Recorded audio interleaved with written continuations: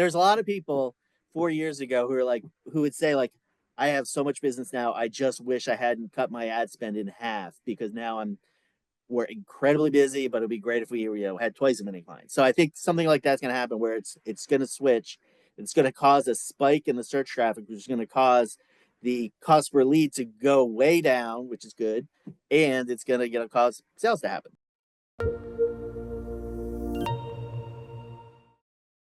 Thanks to everybody for joining us today. I am Harry Kerbo, the Senior Director of Paid Social here at CINC, and I am joined by the greatest marketer I've ever known, and also coincidentally my boss. It's also review season, coincidentally. Dan Lott, the VP of Client Marketing. But seriously, Dan is the person who started our department, and I do not know an expert with more expertise on real estate advertising. So we're going to go ahead and get started. Today, we're going to be talking about the results from Q3 with online real estate marketing across search and social, which in our words, search is Google and Bing, and social is Facebook and Instagram. So yeah, with no further ado, I will turn it over to you, Dan. Hey, there we are. There's our slide. All right. Well, it's exciting seeing all the places that everybody's coming from, all across the country. And yeah, so this we're giving a I guess the title of the presentation is yeah, we're focusing on Q3, but we're doing more. There's much more than that. We're giving a whole overview of the department and just how results have been for a while, and we've had a good yeah. So well, the last one I didn't want to get you that quickly off the last slide because that's a good one. So that's me, and Oh, sorry. that's the famous finger guns that yeah, showing that. So we're both partners of Meta partner, Google partner, and we've both been here for a very long time. As Harry said, I started the department 12 years ago when CINC was just a tiny little company, and now it's grown into everything that it is. And then Harry joined soon after, and kind of took over the social department, and there he is. So Yeah, and this must be 8, 9 years ago. Look at my brown hair, my luscious locks. I only had two chins there. Now I got five. Now I have to position the camera to make it look like I only have two. All right. So what we're going to be talking about is the results that we've had so far, and just what's working well. What are the kind of the ads that are doing well? What are the ad types? And just some of the things that even outside of our department, just things that CINC having to do with leads that are doing well. We got some new things that actually happened today, and so how would CINC set up my campaign, and how can I get more appointments? That's what we're going to be focusing on. All right. There we go. Q3 results. And generally, if I do a presentation, it's because the results are good. If we've had bad results, Sorry, wrong way.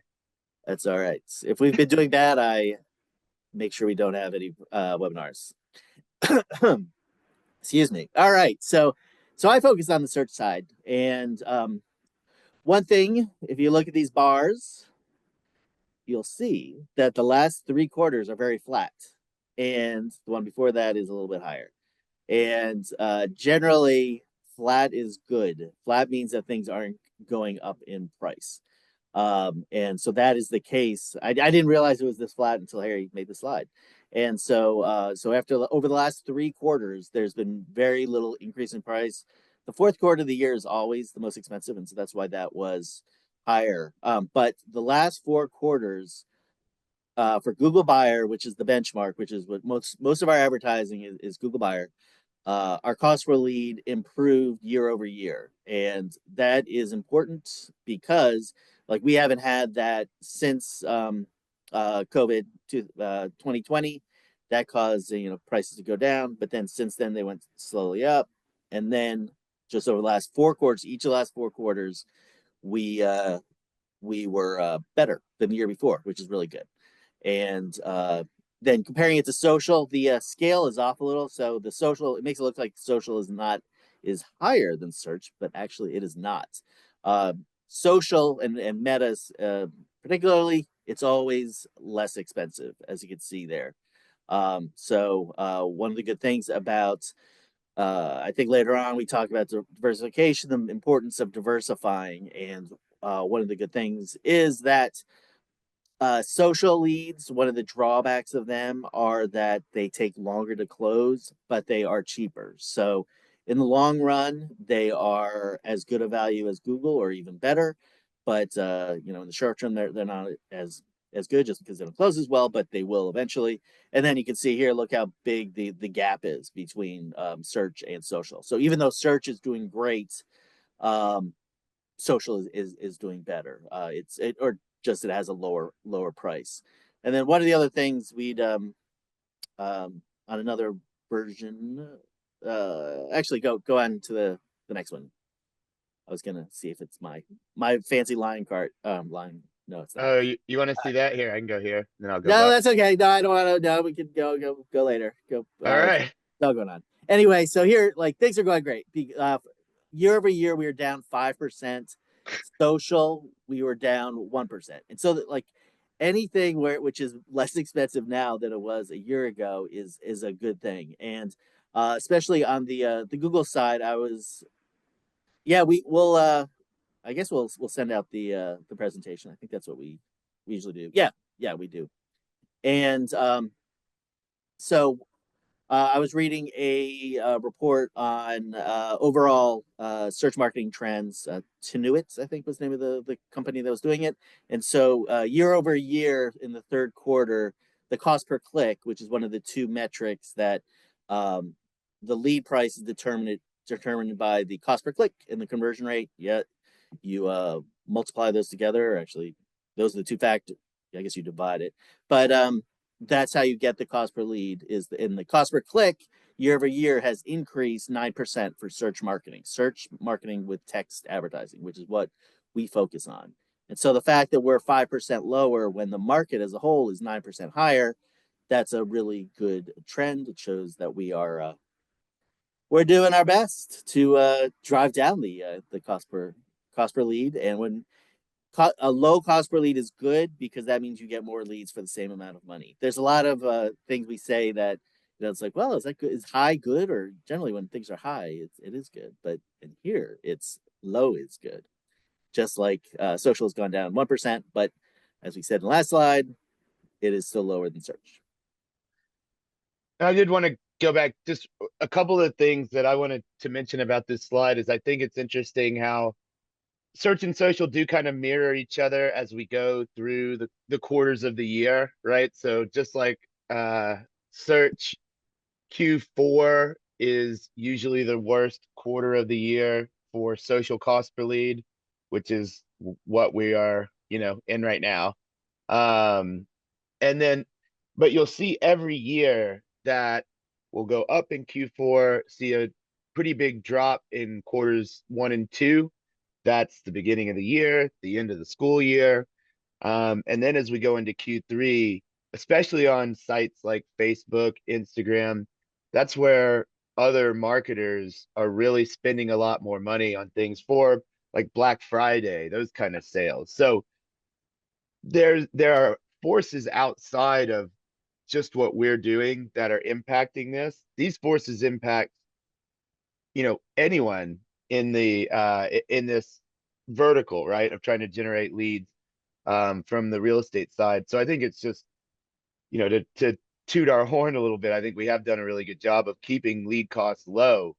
We started as at least one of the lower cost per lead providers, and our costs have gone down from the expertise, the work, and just the data, that we have. I mean, one of the previous slides mentioned the data that we're looking at for less than the last 2 years, or maybe, for this time period is 50 million plus, 65 million plus dollars in spend specifically towards real estate lead generation across North America. So, that's what lets us drive the cost down is we have the most data, we have the best systems, and you know, we have smart people working here that this is what they do all day, every day.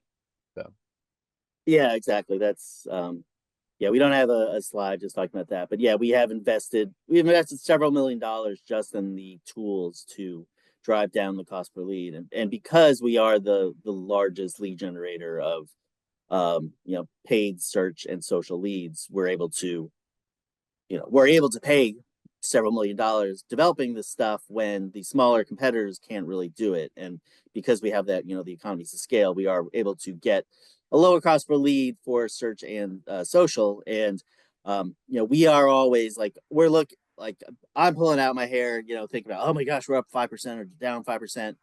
We have added we know what other companies are doing, and we're a lot cheaper, just a lot cheaper than a lot of the other companies out there. A lot of our direct competitors, and so although it's very exciting that we're 5% lower. We're like half of what other folks are, but in our striving to be the best, and so we're achieving the best, and we're gonna show some of the historical information. I think on the next slide. well, and I do think too, though, um, well, I'll say that later. You go ahead and go. This is the only slide I produced, so I'm proud of this one. This is good. All right, so the top line shows the quarter over quarter rise over the last 10 years, and you can tell it just really hasn't changed all that much. And actually, if I would have drawn it out from the beginning, from 2012 when I actually started, you'd see that it's a downward. Because when I started, I immediately lowered the cost per lead, just my brawn, my whatever I did. Anyway, it went down a lot, and so here we are. And so it's interesting as you can see the more interesting line is the orange one where you can actually tell where the year over year improvements were. And so the first little dip was when we started our big investment into automation, doing things that in bulk scale. I guess before we didn't really have a bulk scale, so we didn't need to do it. But eventually, when we have thousands of clients, so we need to be able to make changes, lots of changes, many times a day. And so that was the first little dip where the first great improvement was there. The second one was a double dip of where we changed our bidding strategy. We still use manual bids now, but we also use automated bidding strategies, and that drove down the cost per lead, as well as COVID. Right after that was COVID. And then now, what's exciting is that we are in, I guess, the fourth big period where our leads are getting a little less expensive, and that is because over the last 4 quarters, there's nothing as definitive as those other ones. I think it is that we have done a lot more bulk changes to accounts and just making we your accounts are a lot more sophisticated. Like if you would do it on your own, you might have like 5 ad groups, to use a Google phrase, but with us you might have 400 or something. And because of that, we're looking at niches, we're looking at hyper local marketing of various sub markets within the footprint of where you want to get leads. And so we're able to do that, and we keep churning it out, making accounts bigger, more robust, more sophisticated, working on more changes on your behalf. And so that's why over the last year, even though the cost per click goes up 9%, our prices down 5%. And that's a 10% improve or 14% swing. And that's, that could be that lead, those 14 leads you get. If you usually get 100, you get 114, maybe you sell a house to that guy. So that's why we do it. And that's why it's important. That's why everybody in the company, we talk about how important it is, even though their eyes glaze over. But it is very important because it is the leads. It directly impacts how many leads you get. Yeah, and I just looking at this too, I think it's a good time, to just kind of expand a little bit more on the expertise. Like, I think one of the main reasons that we're able to drive, good leads at the cost that we are is because, we, for instance, when you start a sync site, our implementation team will walk you through that process, help you get the site set up. There's not a lot to customize on the site. And sometimes clients have pushback about that. But the reason that there's not a lot to customize on the site is that every part of the sync site is geared towards this best possible experience for the lead. Uh, Google, Facebook, Instagram, being able to read what's on the site, see what's on the site, it matching up with the searches.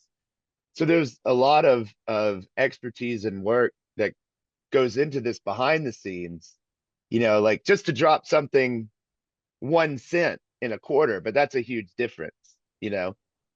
And I think too, just the amount of expertise that we have, the length of time that Sync has been around. I mean, we've been through COVID, we've been through this current market, we've been through the hot market. So, um, I've learned so much working here in the last decade. And it's just it's a group of smart, driven people that are, really focused on driving good leads, for our clients. And then you touched on the hyper local thing, Dan, but I don't know. One of the ways that it's explained to me that's always made the most sense is, where most companies may have ads for Atlanta townhomes or in Atlanta condos, Atlanta home, Atlanta condos. It sounds kind of like Anaconda. Atlanta homes for sale, that kind of stuff. The Sync campaign is going to have that, and that's going to get a lot of the traffic. But, and tell me if I'm, wrong. Um, but the Sync campaign is also going to have these hyper local searches, these niche based searches of, maybe a popular neighborhood in the Atlanta area or a zip code that's popular as far as school zones. So the automation that we've developed through the data that we've gathered, um, it's what allows us to make hundreds of ad groups where, someone that doesn't have that automation is making one or two, and a person who searches for a zip code or a neighborhood or a school zone is likely more advanced in their search than someone who's searching for homes in Fulton County, which is the county that Atlanta's in, or homes for sale in Atlanta. So like I always think it's interesting, if you're not utilizing something like Sync, you're paying more for leads in the first place.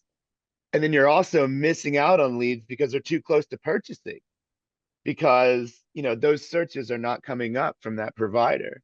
And that's what that at the same time, most of those leads are not going to come from that neighborhood or that school zone, but the ones that do are going to be quality at a good price. And it's just expanding that web of, auctions that we can win and leads that we can generate. Yeah, and I saw somebody had a question of like, hey, how do you keep up with the trends in our market and or in a specific market? And so what we do is we have some reports that we're constantly updating, which shows within a CBSA, which is the core-based statistical area, that's the metro area. It'll show what are the submarkets within that CBSA that have the lowest cost for leads and deliver a lot of leads. And then that's one of the reports. And then the other one, and that is called our radius tool, where we put in, like, if you are interested, this, like, where's your home office? And then we can go like a radius out based on what are the submarkets, like within a mile or 2 miles from your specific submarket, and what are the um, submarkets that are, attractive, like schools. Like schools is a big one. And like things like lakes are very good, and these are things that a lot of our competitors don't, like a lot of our competitors don't bid on zip codes, and uh, we do, and that often doesn't give a very good cost per lead, but sometimes it does. So we know which zip codes within a market perform just because we've spent almost $250 million on search advertising, and so we know over the years what are the ones that get the best cost per lead, and then we're able to add them to your accounts, and that's what we do. And then so And that's our I think that's one of the most interesting tools that we've developed is that, you can enter a market and our data will show you, hey, here's 20 submarkets within that market. Here's whether or not you should include it based on 12 months of data across the entire portfolio. Um, so I really do think, we're turning it into more of a science and then, going down um the path of things like guaranteed sale program and things like that, which you guys could learn about, from a salesperson after if you're interested. But I really do think um, we're doing a good job of setting good expectations and um scientificating the process. Yes. Yeah. Well, yeah, that's one of the also would be talked to another person who worked in another one of our competitors, and just the fact that we're able to say like, yeah, okay, you're in St. Louis, you should expect this many leads, and within 10, like we're the window is very narrow, so we sort of have made it a science. So shall we move on? I think the fun one is next, isn't it, Harry? Is that the Oh yeah, a very exciting segment.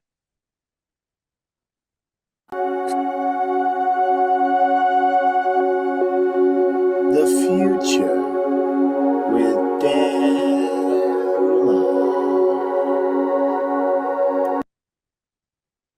Yeah, that is off-putting. You're welcome, Dan. That is that's exactly what it is. All right, yeah. So I just want to give um I was analyzing the market now and It's it AI. how it shares. It's reminding me a lot of the COVID year, 2020, and because if you remember from the last chart, the cost per lead was really good in the COVID year, but a lot of people lower their advertising or just maintain their advertising, even though the cost per lead was better. Like that's when you should increase your advertising.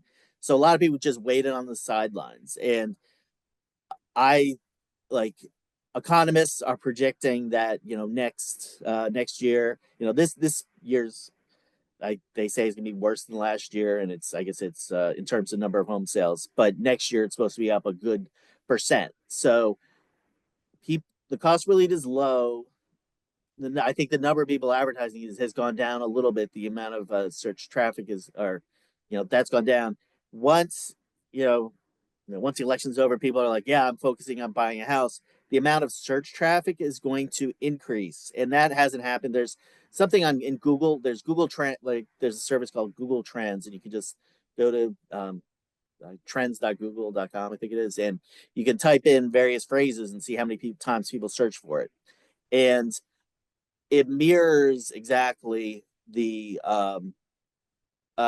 number of homes that are for sale. So when people are searching online for homes, more people are buying it, and we're still low. It's still going down. It's still kind of like going low. But at some point, once once it switches, there's a lot of people 4 years ago who would say like, I have so much business now. I just wish I hadn't cut my ad spend in half because now we're incredibly busy, but it'd be great if we had twice as many clients. So I think something like that's going to happen where it's going to switch. It's going to cause a spike in the search traffic, which is going to cause the cost per lead to go way down, which is good, and it's going to cause sales to happen. So I think this is a really good time. Like if you're a current CINC client, I would talk to my account manager about setting up an appointment to meet. You could talk with one of us on our team, whoever your account rep is, your advertising rep is, or just if you're a prospect, talk to somebody about it because I think it's just a really good time because it's shaping up to be just like it was 4 years ago, which was a really good, it's a terrible year in some regards, but in terms of real estate and success from real estate lead generation. So that was one thing I wanted to mention, and also the other one is we're going to see a lot of fallout from AI. I think over the next year. I read another study about it has maybe second quarter they would had an impact on the number of clicks, the click-through rate, which is a one of the metrics in Google, it sort of went down in the third quarter. So it might be that people have already kind of lost interest in it. But I think as the AI gets better, it will get more and more clicks, which may have a negative impact on the cost per lead. But I don't see that happening like this year or next year, but in the future.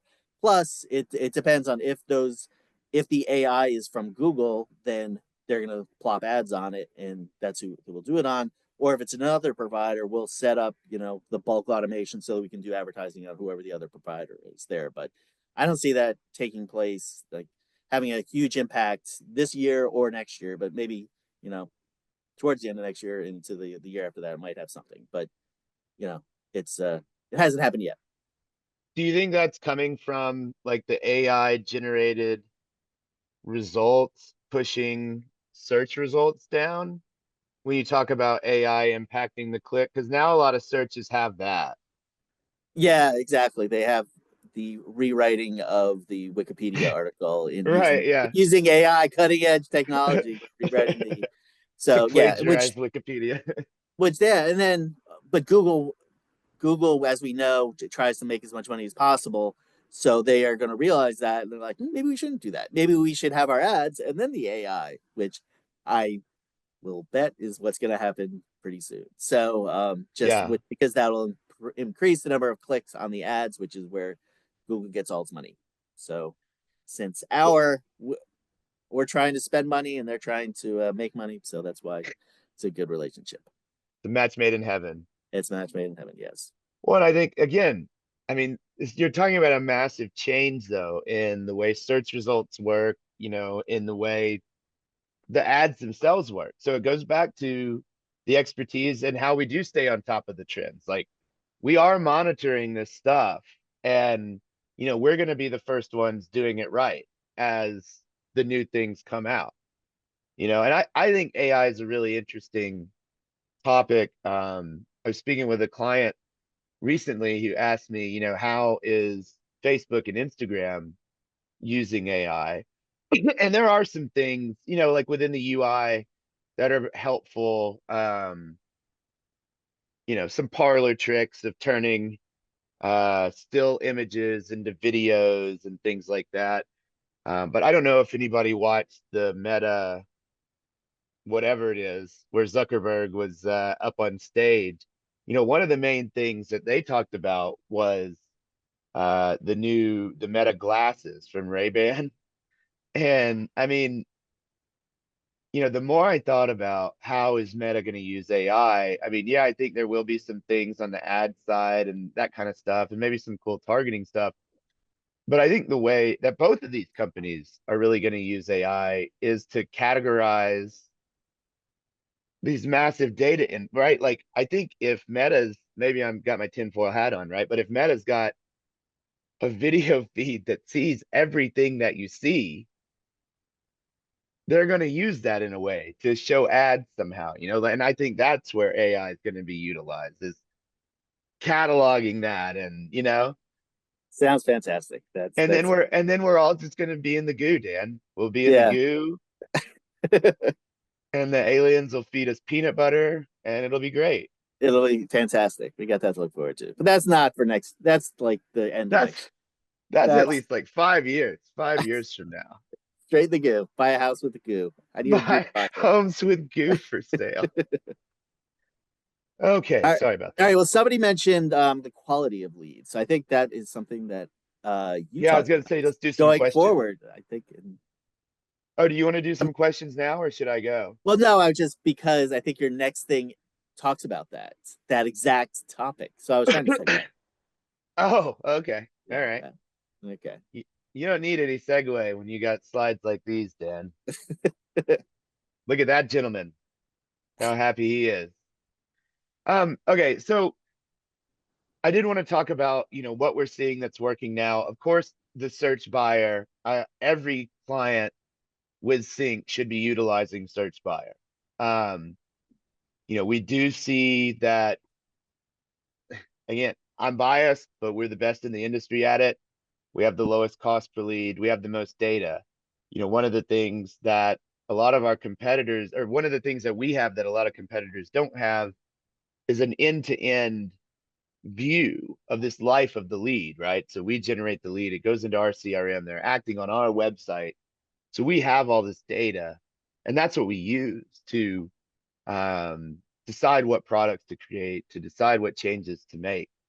And that's gone into, over the last decade plus, the search buyer side. And I think it's probably the most innovative product in real estate marketing right now. So, I definitely think everyone should be using that.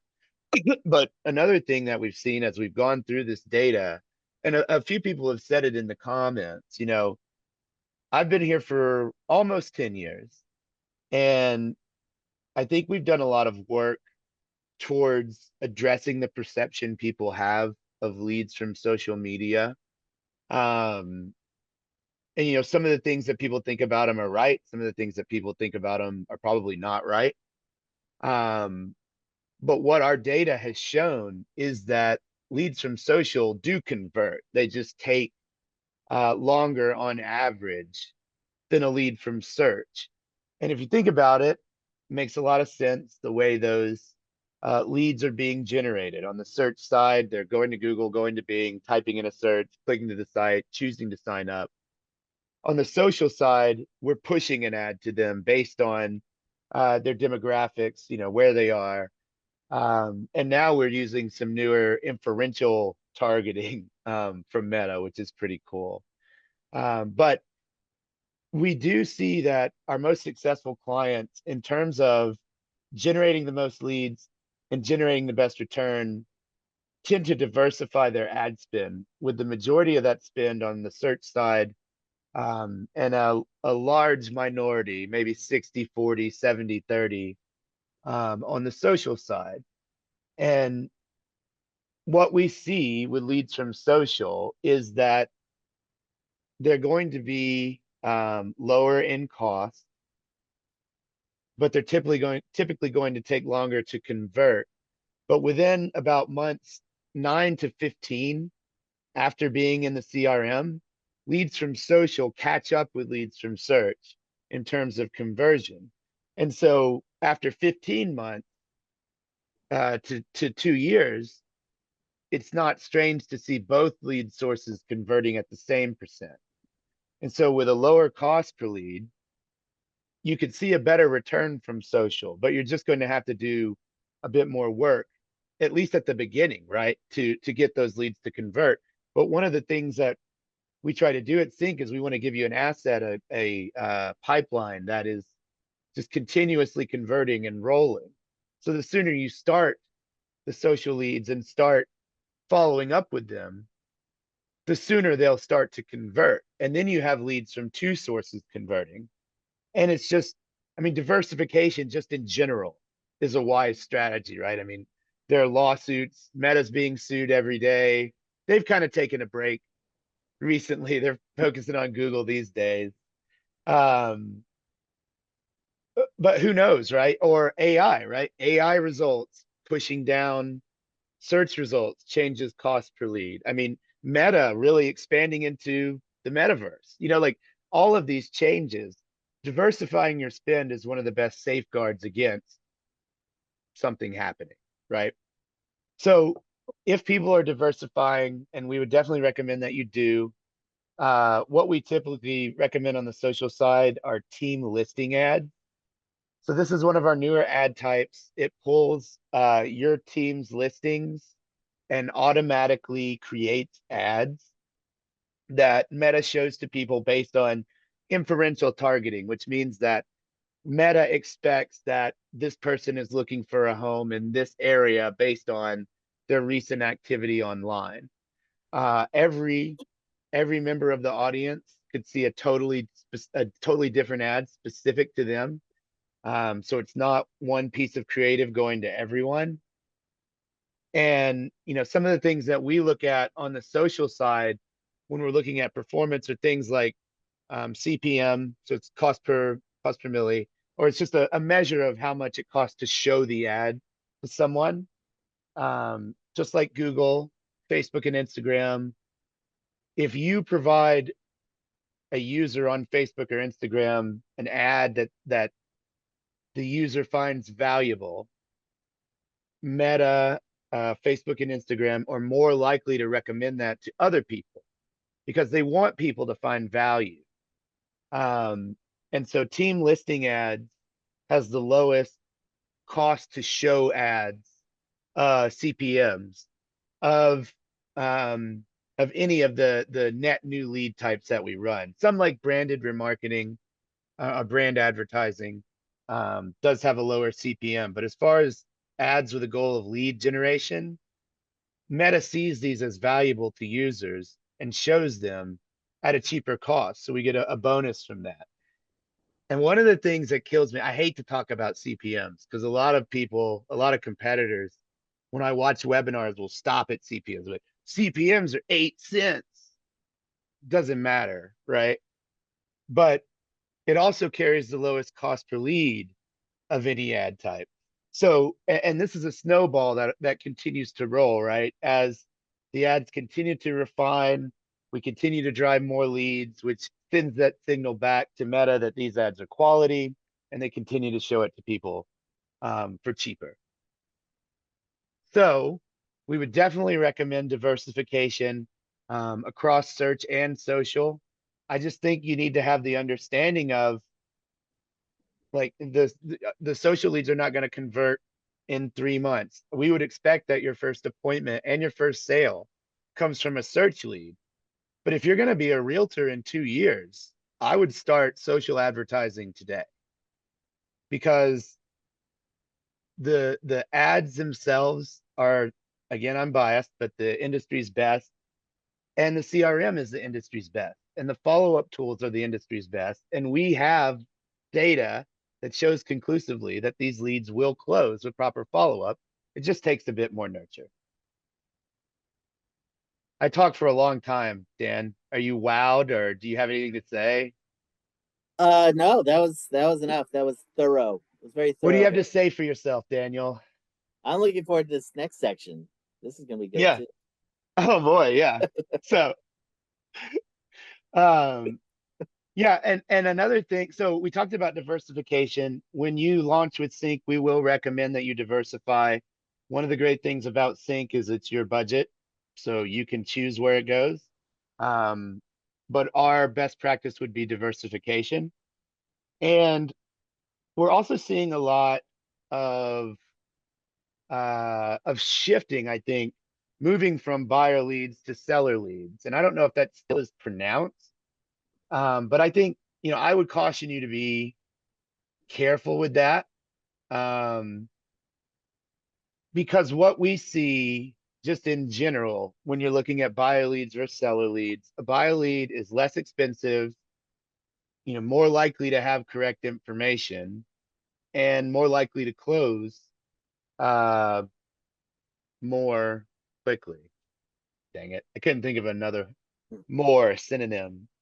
Um, a seller lead is going to be more expensive and it's most likely going to be further out than a buyer lead.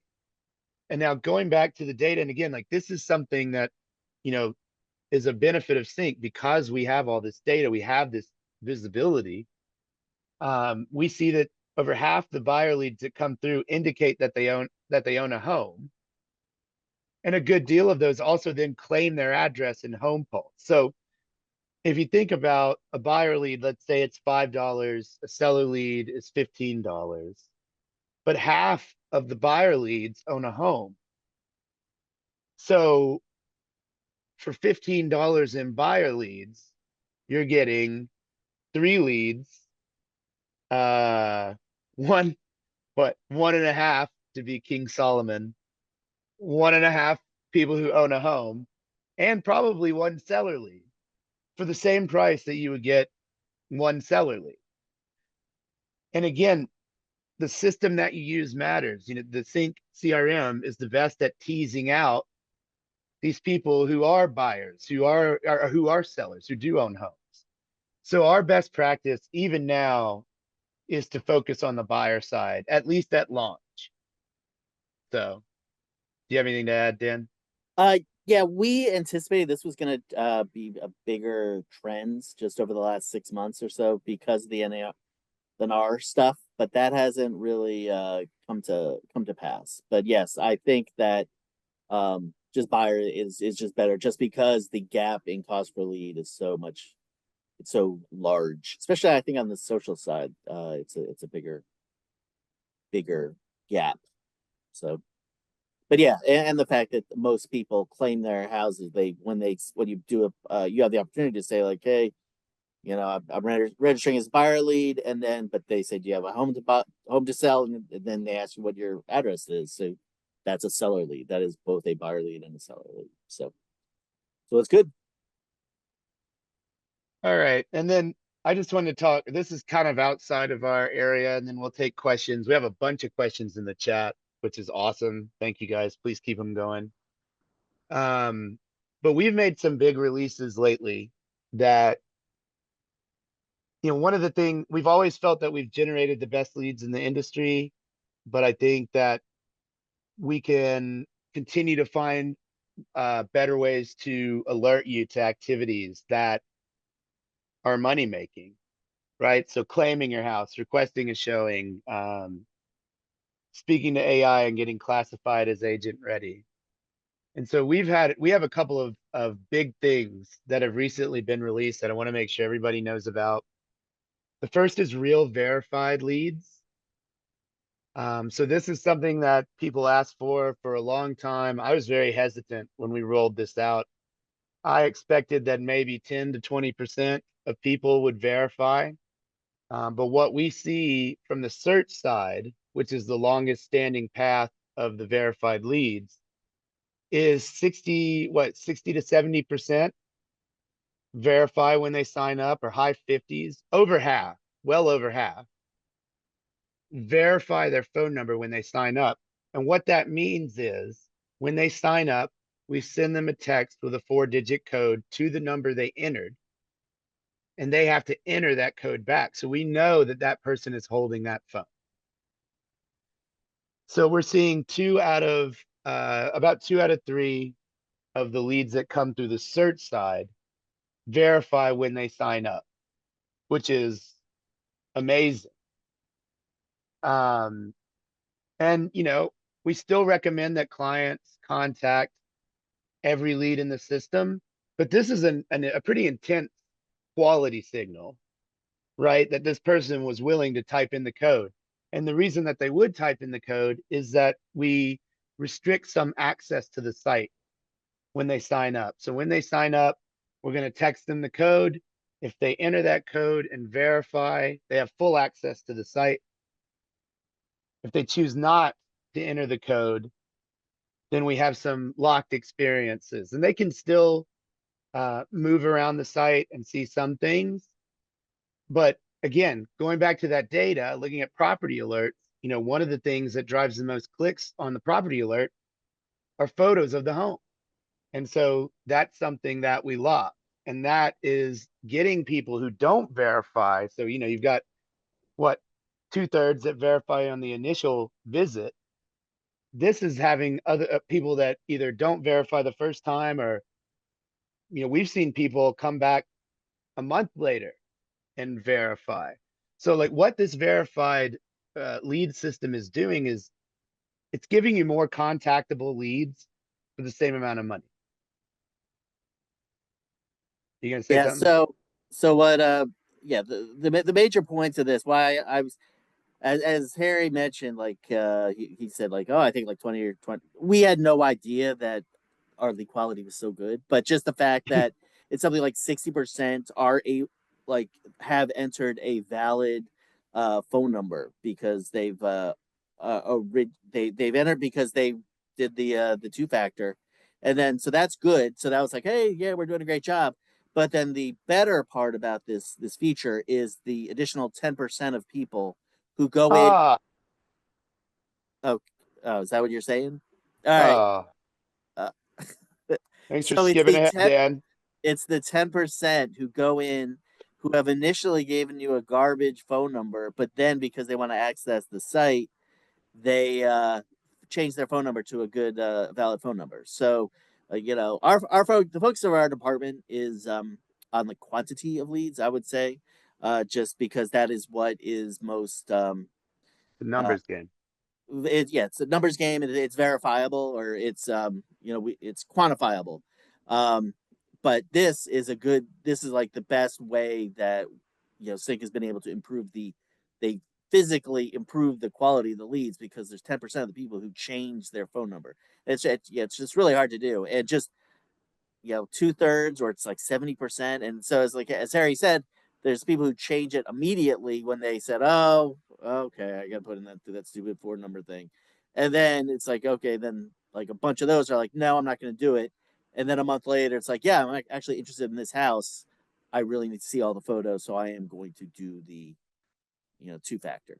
So it's a really good thing. And actually today we all as of today, everybody on CINC has this on their sites, unless the Yeah. person has officially opted out of it. But there's not really a reason to opt out of it. But yeah, so this is a really good feature.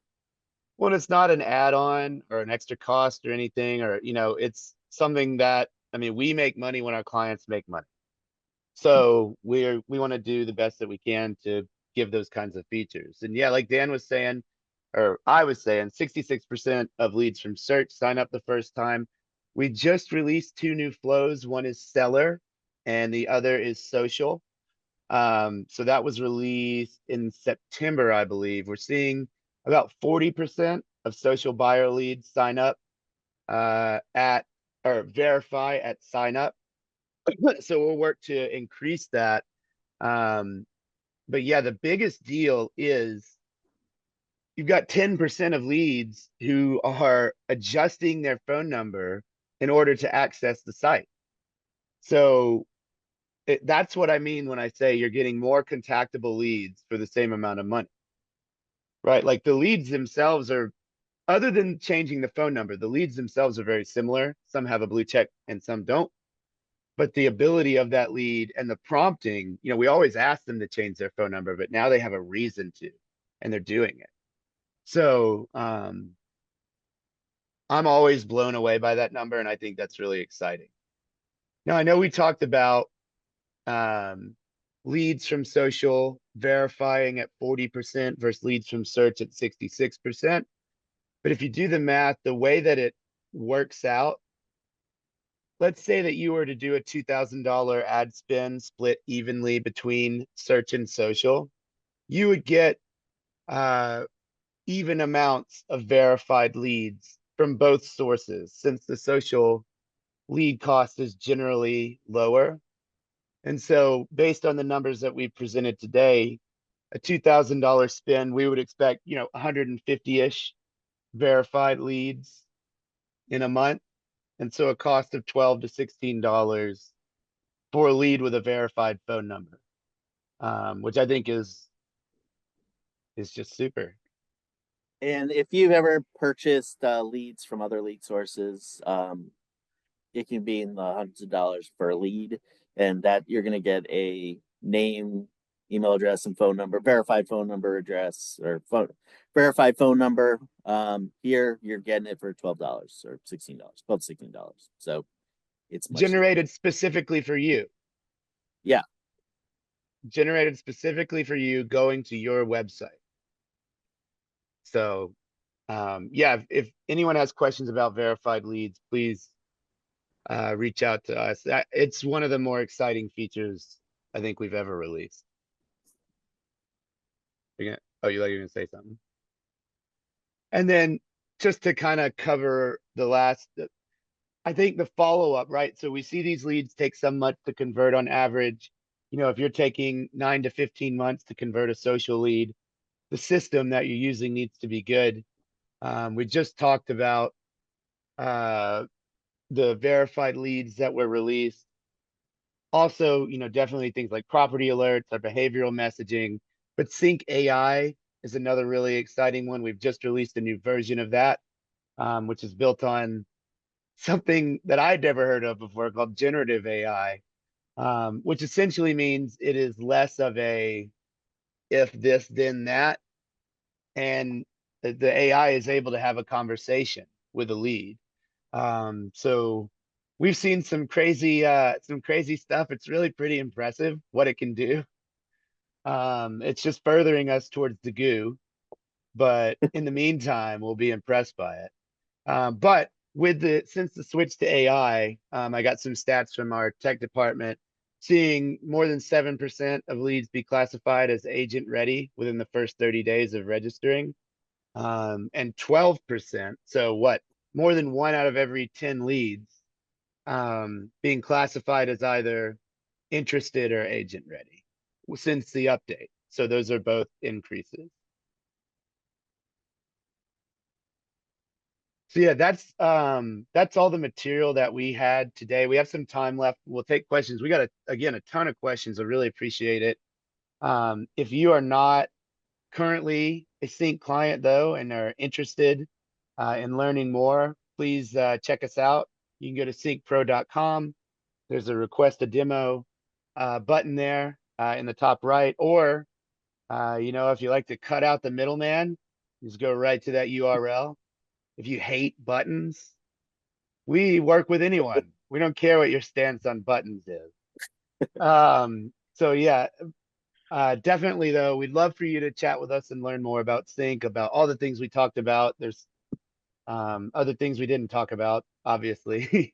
The deal here, you can get up to 12 months of free leads, but that's for new clients only. And you need to schedule a demo here by the end of the month to chat with us. And other than that, Mitchell, I see you came on. Yeah, I was gonna recap some of these questions. Had a few Yeah. for Erica, who just asked our verified leads and add-on. It's been rolling out over time to accounts, but actually as of this morning, all CINC clients are now on real verified leads. So Erica, you should have it as well. We'll go back to some of the questions. I have some of these. If you are a current CINC client, if you you're a see current CINC next to client. the lead in your dashboard, if there's a little blue check, that means it's verified. Little Yep. blue check.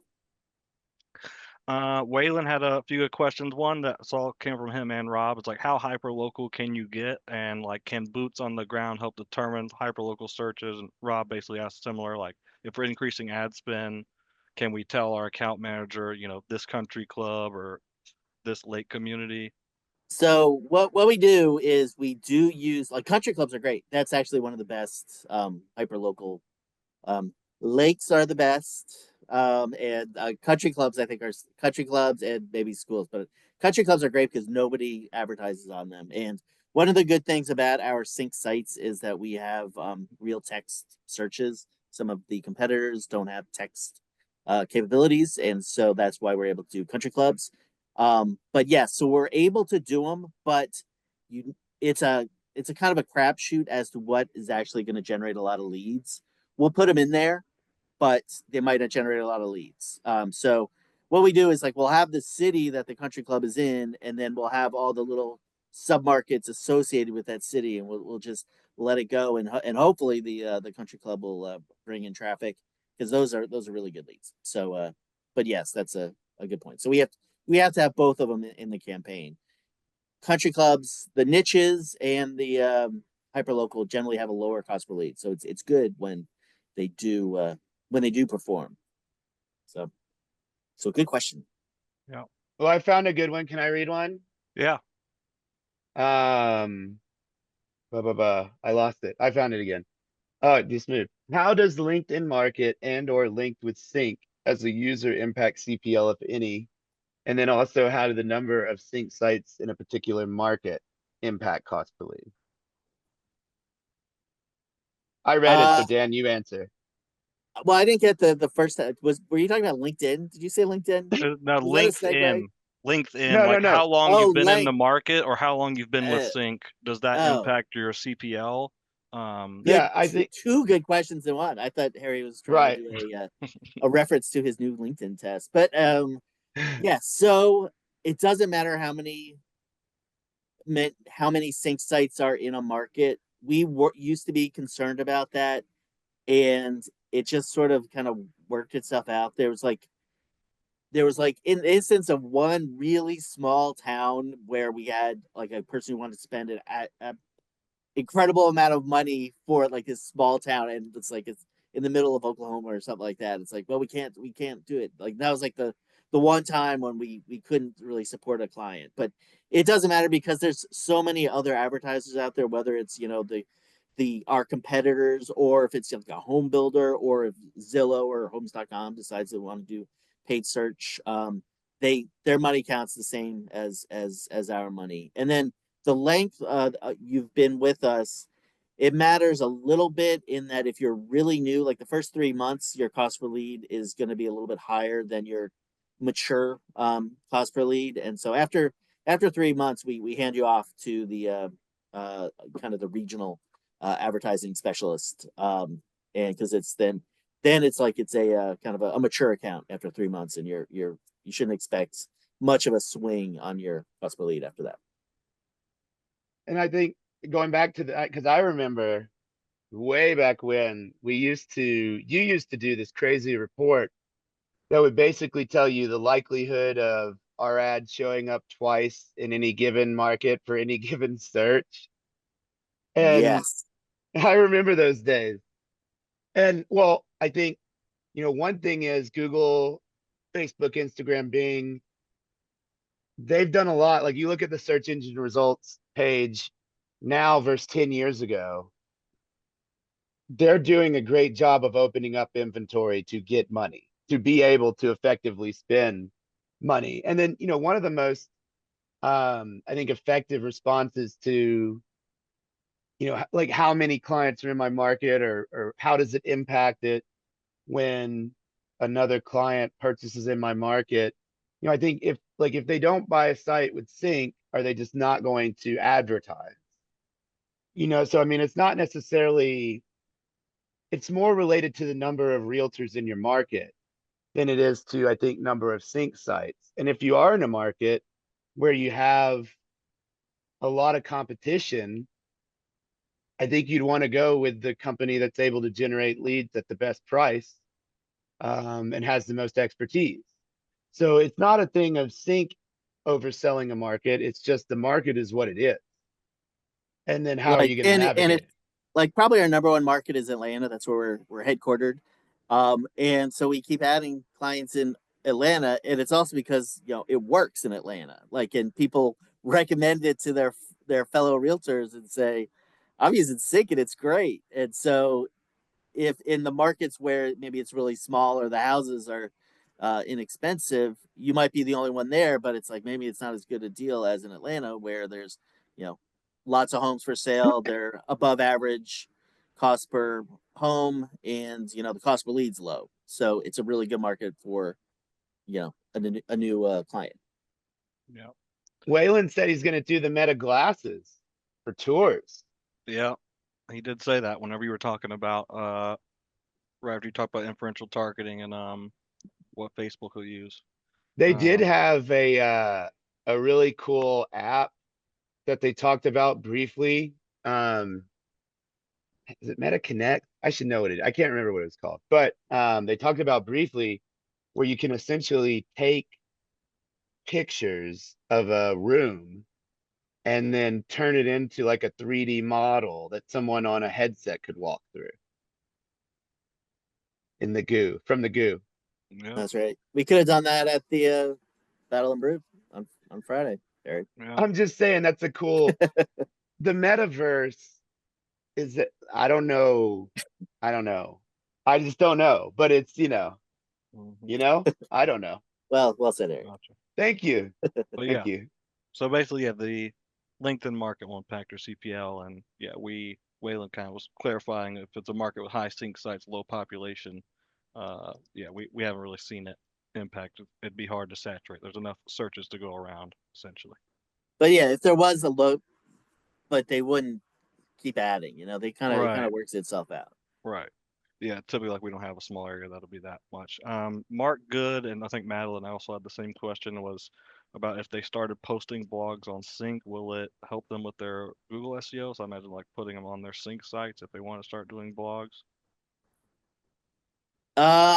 We don't do a lot of SEO on our site. It does help a little bit, I guess. If you have another site, it would work just as well. It's tough. Like even a really good performing blog, it's just you can't.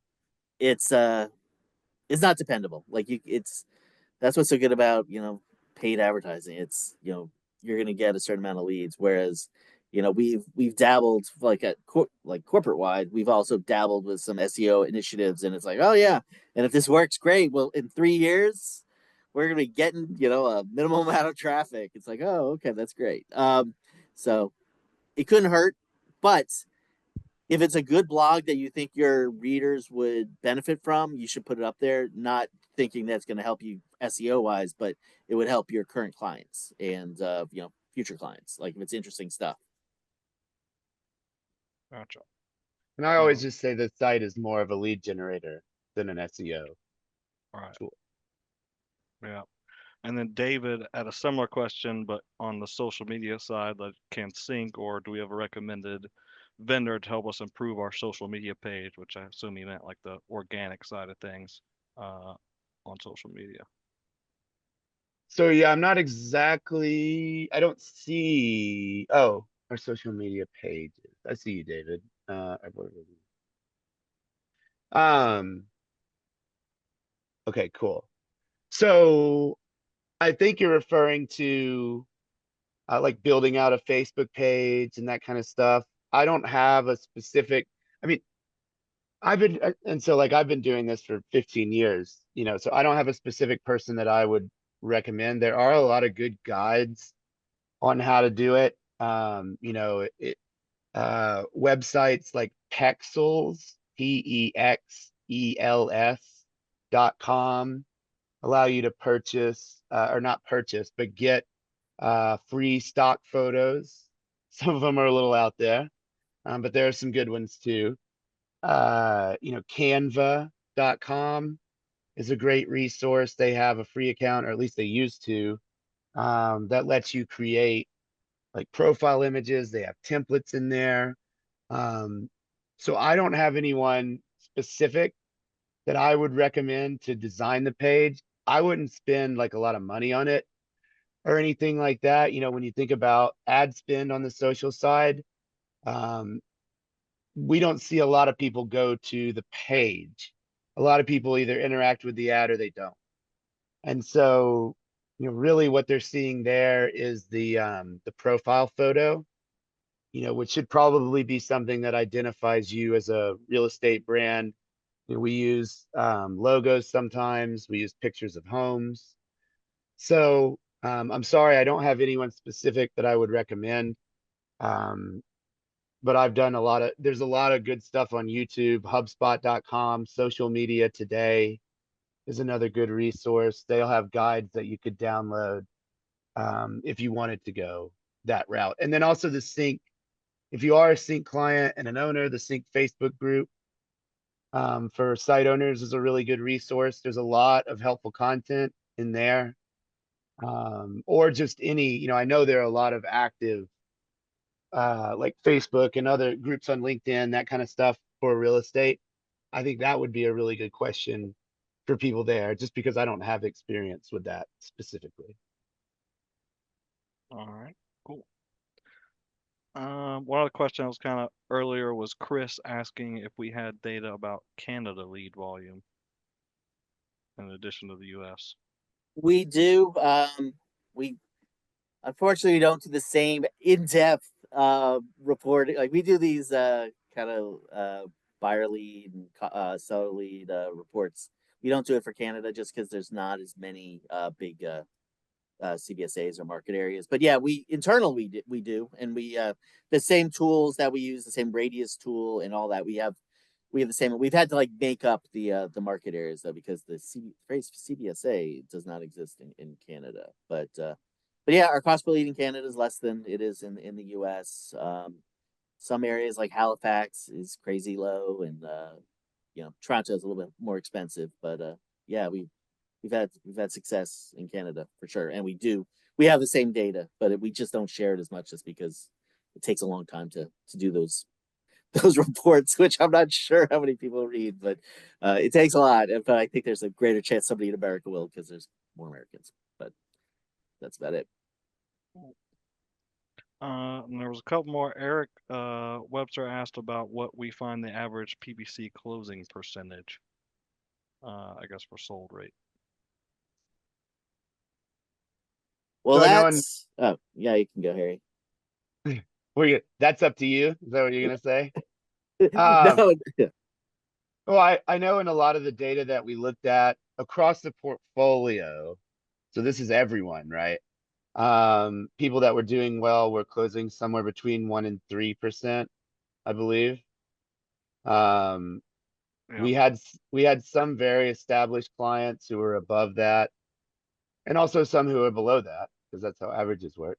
But I think that's really important. I see a few other questions in here around timeline and some people saying, I've been around for a while, I haven't closed anything. I think you have to realize that you're building a new database, like you're building a new pipeline. And so, I mean, if we could generate leads that click and sign up for $6 and then a day later buy a home, I'd be selling real estate. I mean, that's just not the way that it works. That's why the system that we have behind it is so important, and options like the training online conversion day. If you guys haven't checked that out, the next one's coming up November 7th. That's a free online training with John Marone or Christine Dunn, who are agents in production and good, just really good trainers. You also got Lance Simpson, Matt Feathers, and the Mern dog. Everyone loves the Mern dog, Steve Mernon. Say hey to Steve. Um, but yeah, that's something. And I mean, really, when we bring a client on, we look at this as a long-term relationship. And I mean, I think the hardest part of the relationship for both of us is getting to that first closing, because it does take time. But the data shows that, within 12 months, you should start closing leads. And then that is a snowball, a compounding effect that just rolls downhill. And of course, there's differences in some markets, like, a market like LA with a $10 million home might take longer, might take shorter. I'm not sure. But just on average, across the portfolio, we see people following the best practices are converting leads. And with the math, I think if you can convert it 0.5% or 1%, you will be profitable. Yeah. And then that will continue to grow and you'll close more and more until you're banking. Banking. Yeah. That's the And way I that, wanted to end that. I wanted to scream banking. so if you go to our website, there's a report called the LVI report, which shows it factors in a 1% closing rate, and then some of the other factors like the average home price in the area, average cost per lead in the area, things like that, and you can see like what kind of return you should expect from $1 in advertising, and it's like usually pretty high. There's unless you're in a market where the average home price is around $80,000, it's your average return for $1 of advertising. It's usually around $15. So it's good. And we use the 1% as our guide. Right. Yeah, the 1% definitely what we hear, and even just related to whenever people ask like earlier there was a few questions about how do we decide it's a good lead, and Harry touched on it. But yeah, I mean we're lucky that these leads aren't all taken and then going into their own CRMs. Like we can see how these leads are acting downstream in aggregate across our thousands of customers. So, um, I am seeing something from a few clients, which is some additional feedback that we've heard. It may be coming from teen listing ads. So I see like Susanna here mentions that she's getting leads that are indicating they'd like to tour a home, but then are confused when they come over. That's another one of those quality signals. So, I mean, really for any of these things, so the question that's asked on the form is, would you like to tour this home? Yes or no? It's an iteration of us not asking that question, which right now we bring into the system. But it's something like with feedback like this that we are always looking to improve. And I saw a few people mentioned it. Um, what we have seen is a lead that says yes to that question, whether or not they pick up the phone and automatically tour the home is, I think, 5 times as likely to set an appointment within 30 days as a lead that doesn't say that. So that's why we provide that information, because it's a quality signal. Um, can we make improvements in the way that we present everything? Yeah, absolutely. And that's really good feedback. I appreciate that from you guys. Thank you. But just know that is why we do it. And there's some other questions here around like seller leads out of market, that kind of stuff. If you can reach out to your account manager at any point at support@cincpro.com. Like if you're getting leads out of area, please let us know. Just send us an email, reach out to your account manager. That's, one of the Some easiest things stuff, for us to fix. slips by, but especially with the seller leads, if you are running just seller leads, not the buyer leads with seller leads attached, but seller leads, we do a good job of honing it in on your market. So if you're getting, if you're in the Phoenix area and you're getting lots of people in San Diego or Michigan, something's probably wrong or something. So just let us know, we can fix it. If you are not a current sync client, please, go and request a demo, and you will get your offer of 12 months of free leads up to $3,000. And if you are a sync client and you have questions about the campaign, reach out to your account manager, and we're happy. I mean, you have a dedicated marketing manager who is working here in this office in Atlanta. And we would be happy to have a conversation with you if you have questions about it. And your feedback, like Dan said, is very important. So please let us know what you're experiencing, because what we're looking at is we're able to generate this many leads within the rails of what we consider quality at this price. You're the one that's actually having the conversations. So that's another benefit of Sync. We have real people here that have conversations every day, and we'd love to talk to you. So.